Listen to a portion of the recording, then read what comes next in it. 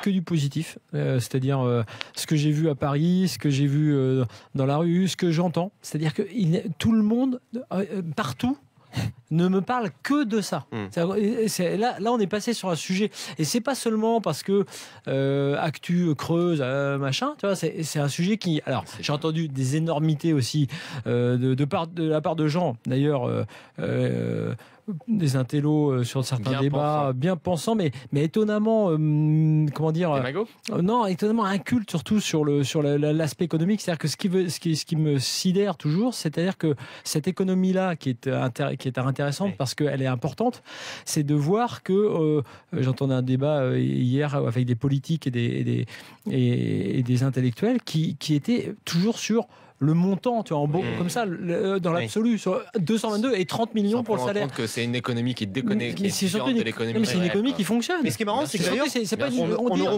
on ne reprochera jamais des salaires à des dizaines de millions de dollars pour des acteurs d'Hollywood et des films qui coûtent je sais pas combien de centaines de millions. Ça, c'est que soit t'as une bulle et qui va exploser, ce qui peut arriver parfois. Et puis soit tu as, et c'est le cas ici, des droits télé. Oui, il faut regarder le fondamental. Tu as des trucs en face, tu vois, à chaque fois. 222 millions. Moi, ce qui me sidère, pour revenir au prix, dans ce cas-là, et pour reparler du PSG, c'est pas de payer Neymar 222 millions, c'est de payer Krikoviak 45 millions. Voilà. Mais non, mais ça, c'est. Non, mais ça, et ça, on peut dire. Et ça, on peut dire qu'ils ont été mauvais. Benjamin Mendy, 57 millions. Ouais, mais non, pas forcément. Il faut voir. Parce que, mais ce que je veux dire, c'est que si tu prends un joueur que tu ne rentabilises pas, puisqu'on parle rentabilisation du joueur avec les maillots et autres, 45 millions pour Krikoviak, tu vois, par exemple, ça, quelque 10 part. ou 7, je crois. C'est te dire, là, quand on parlait de la structure du PSG, du directeur sportif et tout, t'as l'impression que là, il y a un alignement des planètes, parce que tu as un directeur sportif qui a géré des cas, des départs notamment, qui étaient mal embarqués, comme ceux de Sirigu, où on était en gros trop généreux avec eux, etc. Puis derrière, qui recrute, et après qui prend Neymar. Mais Neymar, qu'il soit à 220 ou à 340 millions, ça change pas grand-chose pour le Paris Saint-Germain. Après, le truc, plus généralement, que j'entends et qui est bien, c'est que là, tu es quand même dans une dimension qu'on n'a jamais connue.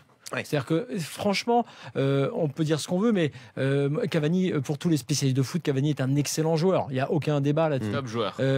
Mais Neymar, il réunit tout. C'est-à-dire que moi, quand j'ai vu Neymar en 2014 au Brésil avec sa sélection, que j'ai vu qu'il avait les épaules pour être le taulier mental d'une équipe qui justement est Thiago Silva. Alors qu'il avait 21 ans à l'époque. Alors qu'il avait 21 ans. Quand tu vois ce que fait ce mec, c'est-à-dire que ce gars-là, il a réussi à s'imposer à Barcelone. Il a réussi à s'imposer dans la sélection brésilienne.